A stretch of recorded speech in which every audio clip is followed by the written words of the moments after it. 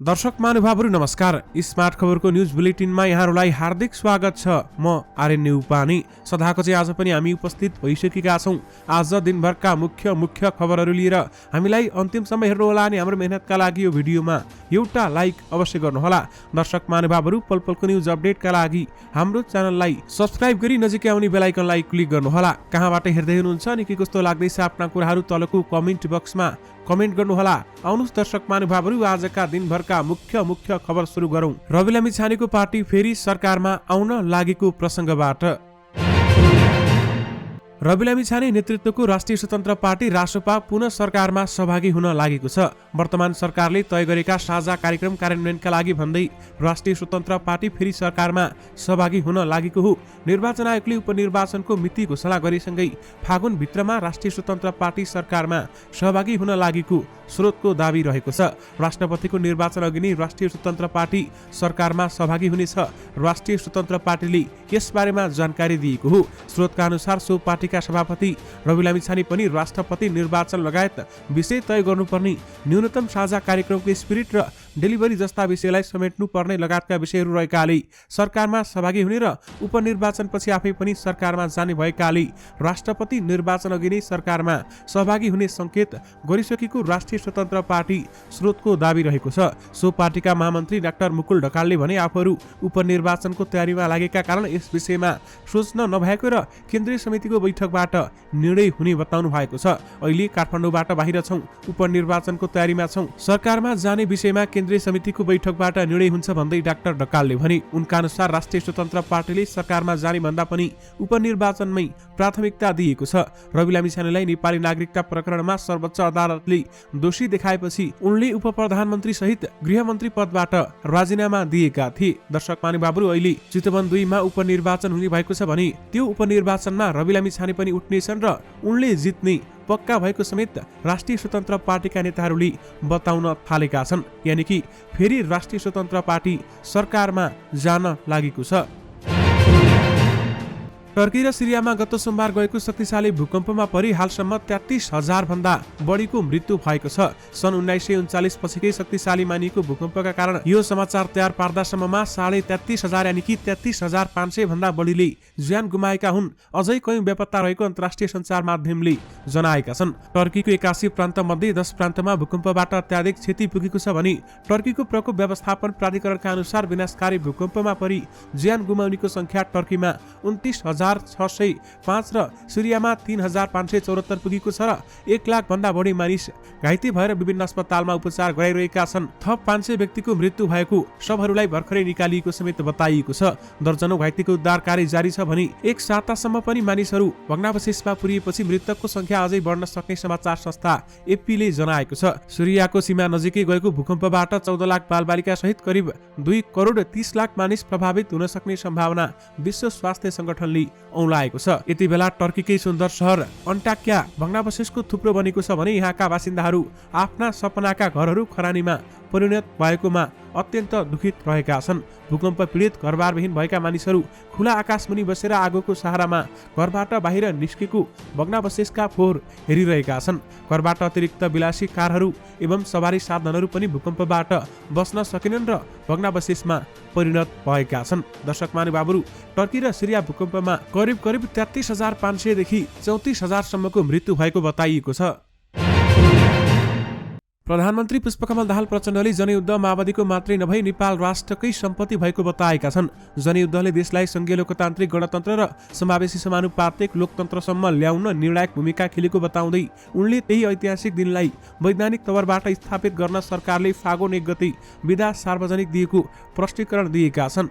जनयुद्ध दिवसको अवसरमा पार्टी कार्यालय पेरिस डाँडामा आज बिहान आयोजित एक कार्यक्रममा प्रचण्डले भने यो दिन एउटा ऐतिहासिक दिन हुनुको नाताले यसलाई वैधानिक तवरबाट स्थापित गर्नु पर्थ्यो भन्दै उहाँले बताउनु भएर ढिलै भए पनि हिजो नेपाल सरकारबाट जनयुद्ध दिवस मनाउने निर्णय भयो र एक दिन सार्वजनिक बिदा दिने निर्णय गरियो भन्दै उहाँले बताउनु भयो। मैले त्यही ऐतिहासिक आवश्यकतालाई मनन गरेर नै नेपाल सरकारको तर्फबाट हिजो क्याबिनेटबाट यो निर्णय गरेको हो।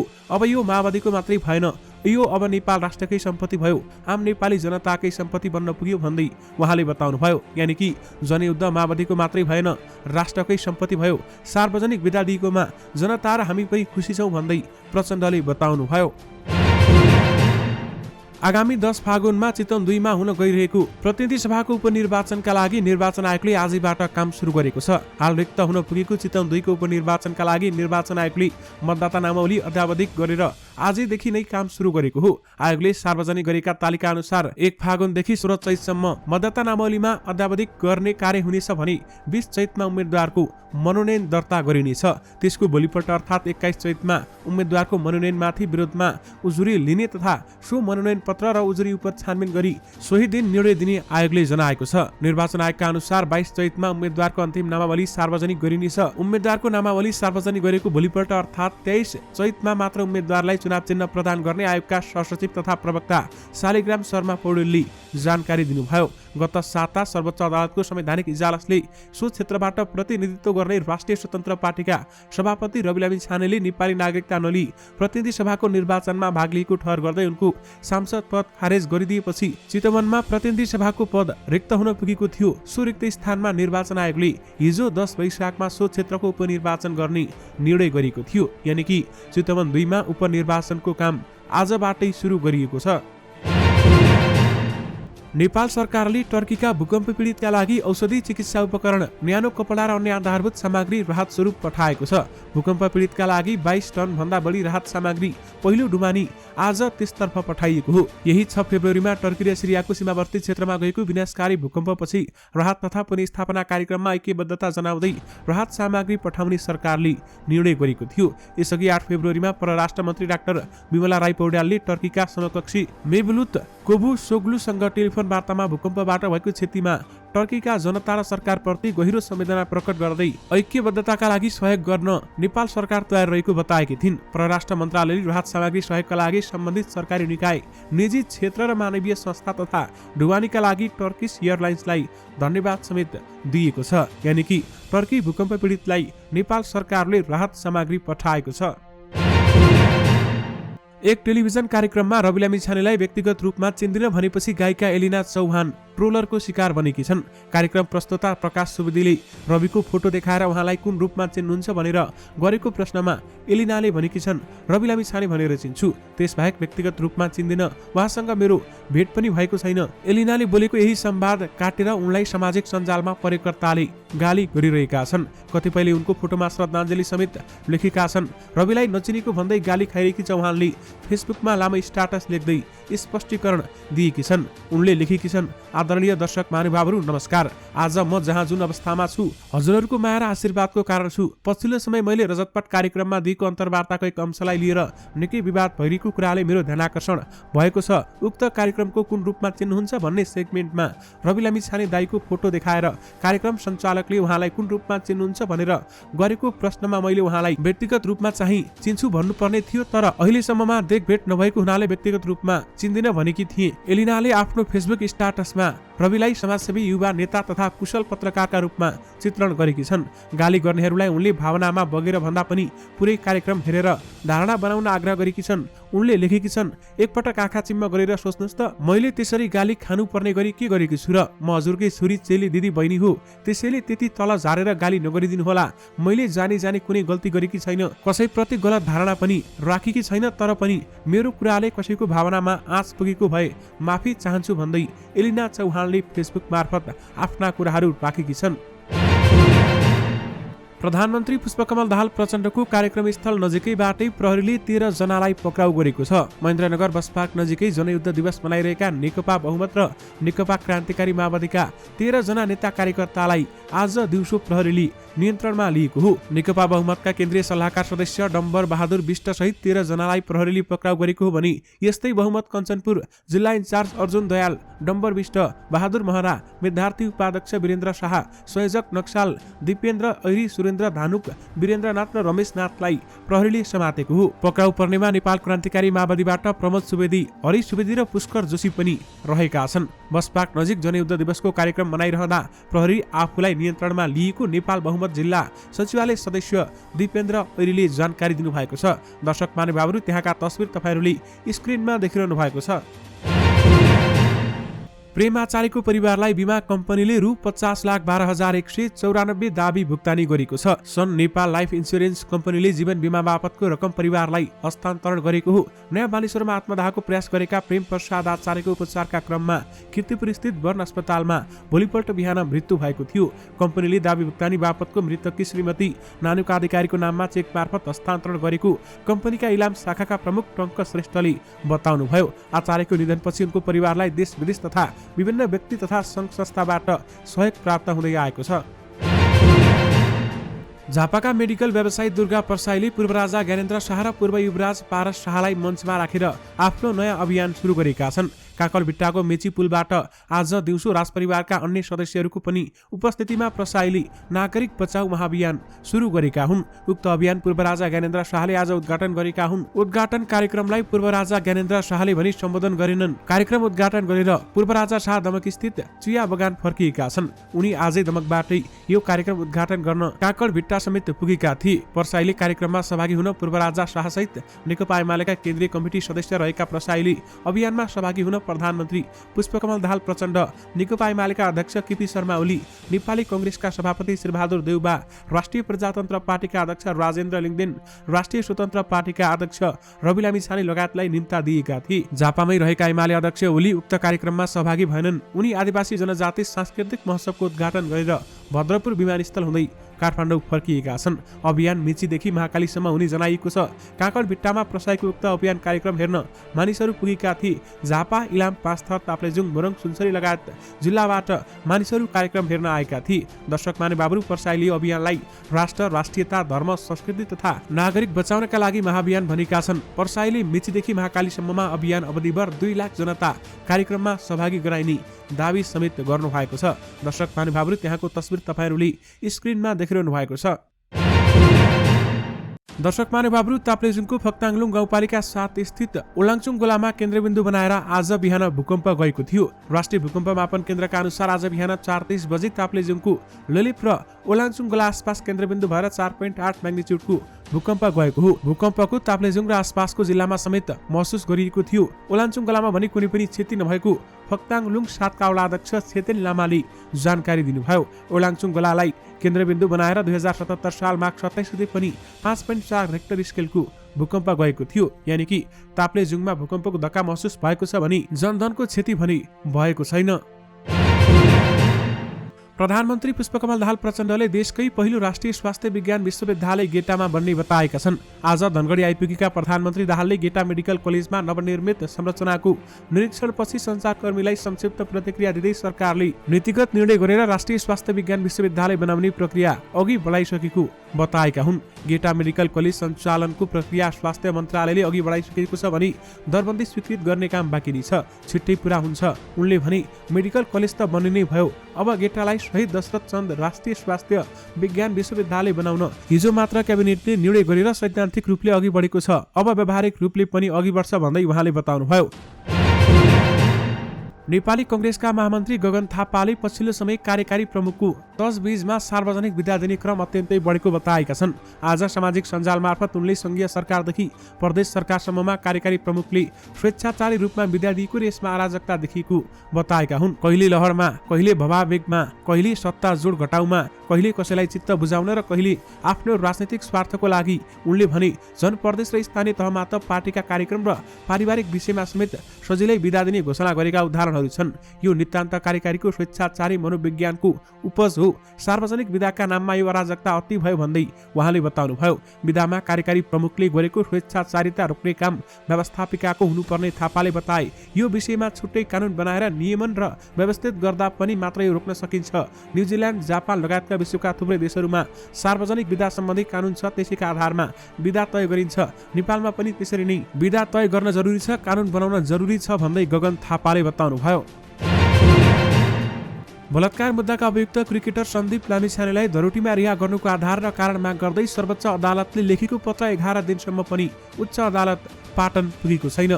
नाबालिग बलात्कार आरोप लागेका सन्दीपलाई 20 लाख रुपियाँ धरोटीमा छाड्ने उच्च अदालतको आदेश विरुद्ध सरकारी वकिल कार्यालयले दिएको पुनरावेदनमाथि सुनवाई गर्दै सर्वोच्चले 20 माघमा कैफियत प्रतिवेदन झिकाउने आदेश दिएको थियो। तर उक्त आदेशबारेमा औपचारिक जानकारी आज दिउँसोसम्ममा उच्च अदालत पाटनमा आई नपुगेकै अधिकारीले बताएका छन् र सर्वोच्च अदालतले र उच्च अदालतको दूरी 2.4 किलोमिटर मात्रै छ। यो दूरी हिँडेर जाँदा बढीमा 45 मिनेट र गाडीमा 15 मिनेटमा तय गर्न सकिन्छ। उच्च अदालत पाटनका एक अधिकृतले भने लामिछानेलाई धरोटीमा छाड्ने आदेश विरुद्ध मगाइएको कैफियत प्रतिवेदन आजसम्म पनि आइपुगेको छैन, हामी कहाँ आएको छैन। चिठी पुगेपछि पनि उच्च अदालतको मुद्दाको प्रकृति हेरेर कैफियत प्रतिवेदन पठाउन 1 देखि 2 सातासम्म लाग्ने ती अधिकारीले बताउनुभयो। कुनै आरोपितलाई के आधारमा थुनामा पठाउने, धरोटीमा छाड्ने वा सामान्य तारिखमा छाड्ने आदेश भएको हो, त्यसको आधार र कारण खुलाइ तयार पारेको विवरणलाई अदालती भाषामा कैफियत प्रतिवेदन भनिन्छ। विशेष गरी सन्दीप लामिछाने प्रकरणमा सर्वोच्च अदालतको चिठी 11-12 दिनसम्म पनि पाटन पुगेन भन्दै बताइएको छ।